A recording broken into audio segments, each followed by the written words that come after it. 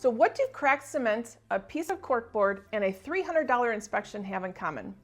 Apparently, they can all stop your home sale cold in Wayne or some parts of Monroe County. And I wish I was kidding, but let me show you exactly how this happens. So here's the thing. About buying or selling here in our local area of Wayne County, it's like juggling flaming marshmallows. Let me tell you, they're sticky and they're hot and they're all over the place. We've got city inspections, lender requirements, appraisals, and sometimes MSHA in the mix if the buyer's using assistance. Now, each one means well, but they all have their own rules, fees, and timelines. For sellers, most cities require a pre-sale inspection before the home can even transfer, and that means paying a few $100s upfront for the city to tell you what needs fixing. Then the lender and the appraiser have their own list. If one part slows down, it's like dominoes. The whole thing wobbles. So let me tell you about one of my sweetest little clients. She lived in her home for decades, kept it spotless, loved it like family. Now, before selling, she replaced the roof, the HVAC, and even updated the electrical, all out of her pocket, so that she could sell her house with confidence. She thought she was golden. Then the city inspector came along. And this is where I get, So the city inspector came. They started flagging the onesies, the twosies, tiny little things like a small section of drywall missing on the interior back corner of the garage. It was structural, it wasn't unsafe, but apparently that corner was standing between her and closing date. So she hired someone to cover it.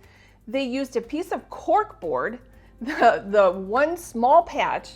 By the time she paid labor costs, she was out another $500.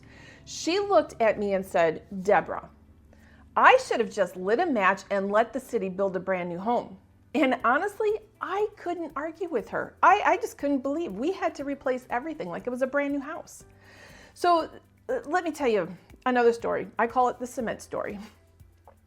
So there was another seller had a small raised spot right in front of the garage. There was 2 cement pads and they were just a little bit uneven in front of the garage. So the city called it a trip hazard. So the seller didn't have the funds, the buyer's budget was already stretched, and the lender couldn't fund until the certificate of occupancy was issued. So 1 2-inch bump of cement stopped an entire sale. And I wish I was joking, but that's how tight things can get around here.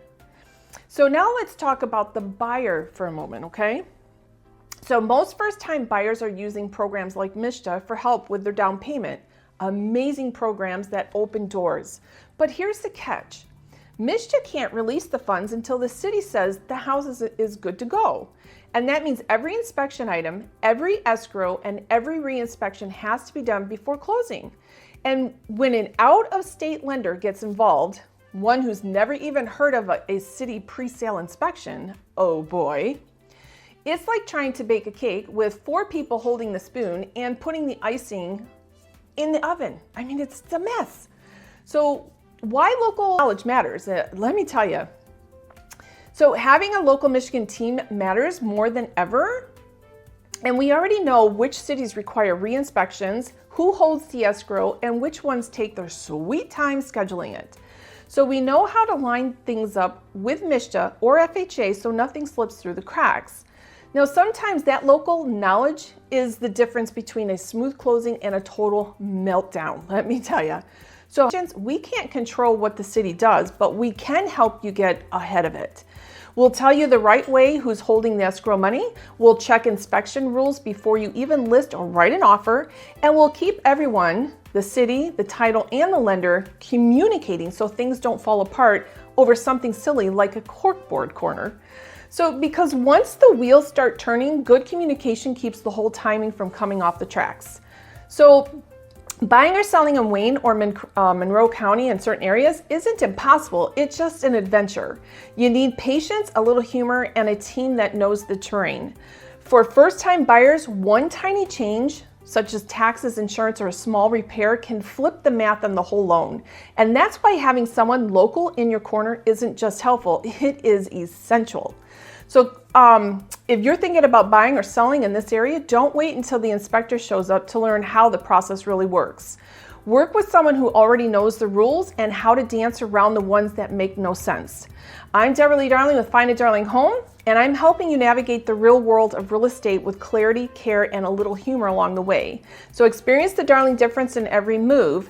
And before I go, I have to share with you just one more elaboration onto the story.